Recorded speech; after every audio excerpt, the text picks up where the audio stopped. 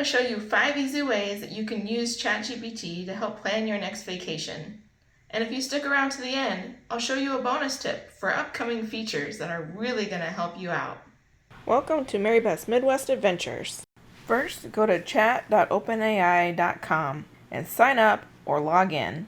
If you aren't sure where to start, the home screen gives you a list of examples, capabilities, and limitations. The first way you can use ChatGPT to help plan your vacation is just to get ideas. Sometimes you just wonder, where should I go? So ChatGPT can actually help you research destination options, look at things to do, typical weather, and the more you tell it about yourself, it's a learning robot. So if you tell it you prefer mountains and hiking over beaches and roller coasters, it will make recommendations based off of the preferences it's learned. Even if you're vague, it will give you a list of options. Here I just tell it I want to go somewhere warm, and it comes up with Hawaii and the Caribbean. So you can ask it things like, what's the weather like in Italy in May? ChatGPT then gives me the normal temperatures in Celsius and Fahrenheit for northern, central, and southern Italy. It can also give you ideas for things to do. Here I tell ChatGPT that my husband and I are really into history. Where are the best places to visit? It gives me a list of historical places in Italy. It has already learned that I have narrowed down my search. And here I just simply ask it, what about art? I got even more vague and it still hits the nail on the head. What are the best tours in Venice? You can ask it for more specific recommendations too.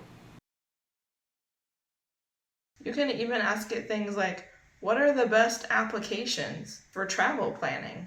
So here I asked ChatGPT, what would be the specific apps for Italy, that would be helpful?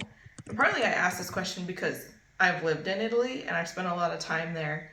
So I kind of have a gauge whether or not these answers are like completely off the wall or if they're things that I would recommend.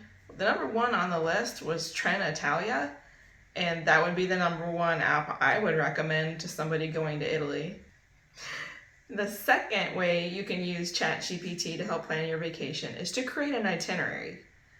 So things like specific tours and attractions, landmarks, accommodation, finding the best restaurants, and it can even help you with transportation and finding the best route. So here I asked ChatGPT to just help me build a 7-day itinerary to Italy. Not only does it suggest which cities to visit, but how many days for each city, and it gives me the highlights for each location.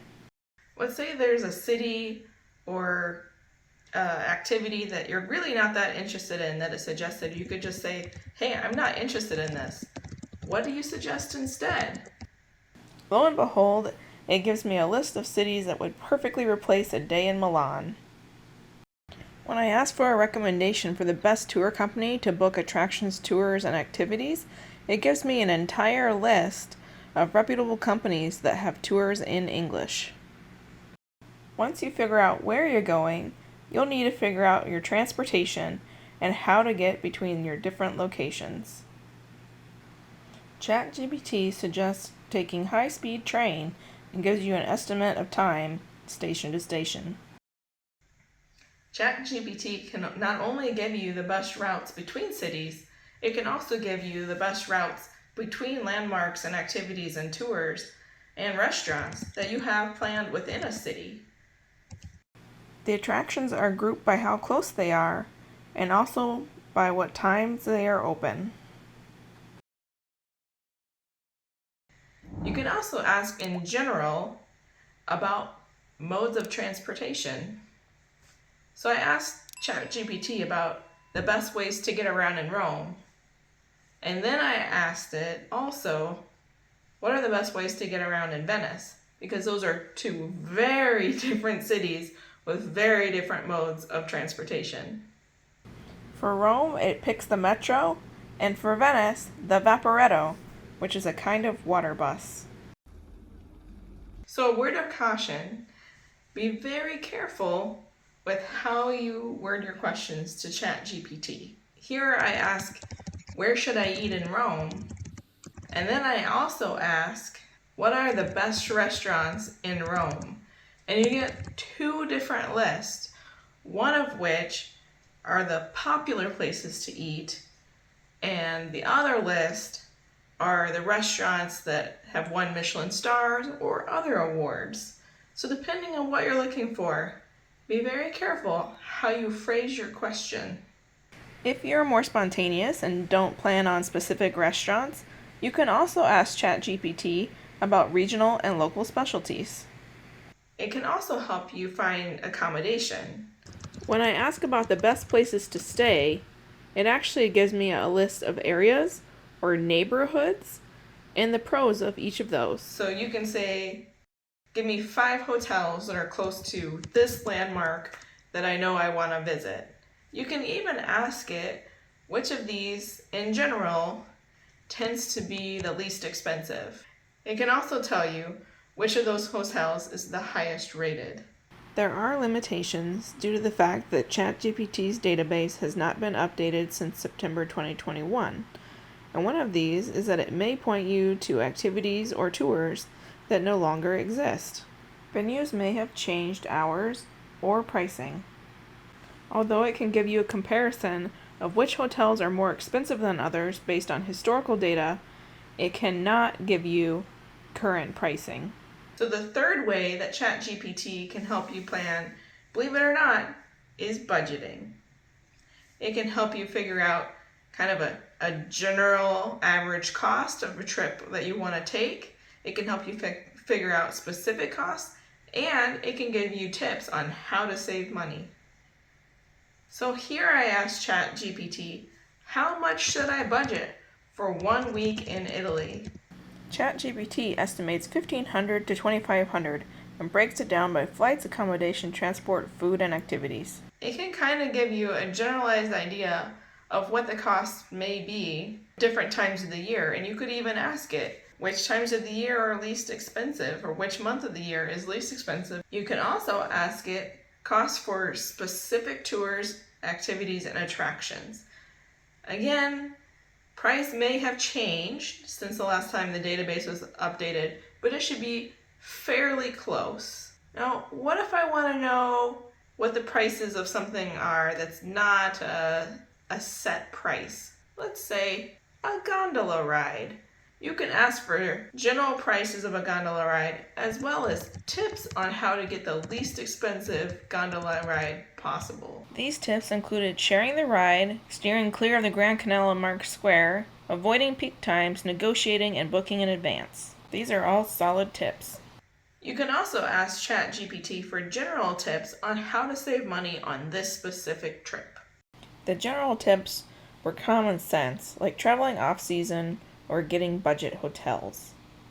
When I asked specifically for free things to do in Rome, it did mention the Pantheon and the Trevi Fountain, but I was also a little disappointed because it said some museums are free, but there's actually a list of 28 of them that are free on the first Sunday of the month, and it doesn't tell you this. It also doesn't tell you the Vatican's free on the last Sunday of the month. Another limitation is that while you can get tips for how to get the least expensive airfare to Europe, it's not actually going to be able to give you today's prices or book a flight for you. Another thing that ChatGPT isn't going to know is the current exchange rate.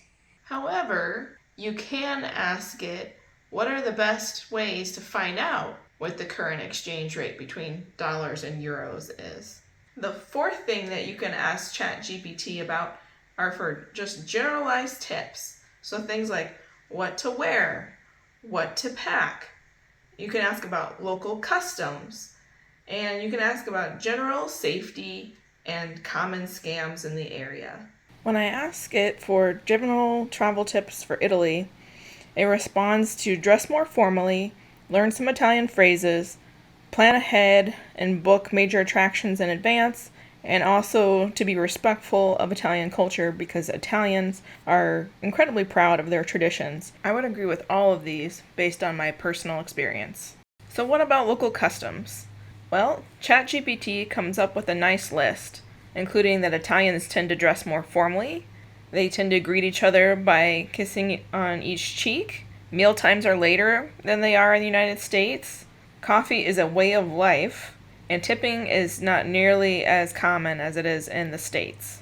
This is a pretty solid list for an American that's never been to Italy before. Top on the list of safety tips are watching out for pickpockets and scams such as people posing as police officers or trying to help you with your luggage. So what should I wear in Italy? According to ChatGPT, I need to dress more modestly, covering my shoulders and knees. Should be dressing stylishly, which means not wearing athletic or workout clothing, and wearing comfortable shoes. Something that I would recommend that ChatGPT does not is to wear darker colored clothing, something more neutral like black. When I asked, what should I pack, it gave me a general list of clothing, supportive shoes, stylish accessories like hats and scarves, as well as more general items such as travel documents, toiletries, electronics, and a day pack. Personally, I was not overly impressed by this list. It is too general and not very helpful. And that's a nice segue into limitations for this section. General tips that you can't ask about are things like current COVID restrictions or current visa regulations. These are things that you'll have to look up on your own. Now you can ask ChatGPT where to find those pieces of information so that it's most current, like what websites you should go to. The fifth way you can use ChatGPT is for translation, both for spoken language and for written language. Some websites have a toggle or drop down in the upper corner where you can change between languages, but some don't. You can always copy it out and paste it into ChatGPT, and it will translate it for you. You could also use it for menus. There are some limitations, one of which is that you actually have to upload the audio file. Here's a list of audio files that it will take, including WAV and MP3. OpenAI openly admits that it cannot translate spoken language in real time. For that, you should use Google Translate. Now that we've covered the 5 main ways that you can use ChatGPT to plan your next vacation, including getting ideas, creating an itinerary, creating a budget, generalized travel tips, and language translation. Now for the bonus tip. There are multiple plugins that will help you on your next vacation, including Speak, OpenTable, Kayak, and Expedia. Some of these are in beta testing or only available in the paid option. Coming soon, ChatGPT is going to be integrated with kayak.com. And that means some of the limitations that it has now, like not being able to give you current flight prices or current hotel prices, is going to be fixed. Then you can ask, where can I fly from New York for under $500 in April? You will also be able to receive personalized recommendations based on both your search criteria and Kayak's historical travel data. Currently, this is only available to ChatGPT Plus subscribers. You can also talk to ChatGPT directly through the Expedia app. You can go and download the plugins from the plugin store. With OpenTable, you can ask for restaurant recommendations depending on your location and food preference. You might even be able to make a reservation. Speak is a language teaching plugin that Greg Brockman boasts is better than Duolingo. Ironically, because this information is so new, ChatGPT itself doesn't even know that these integrations are occurring. I would suggest to follow OpenAI, Greg Brockman, or one of the companies whose plugins you're interested in to keep up on current status. If you found this video helpful, please consider subscribing to my channel and giving this video a like. It really helps me out. Please make sure you hit the bell for notifications because I'm going to have an entire series on trip and travel planning. Thanks for watching, and have a good one.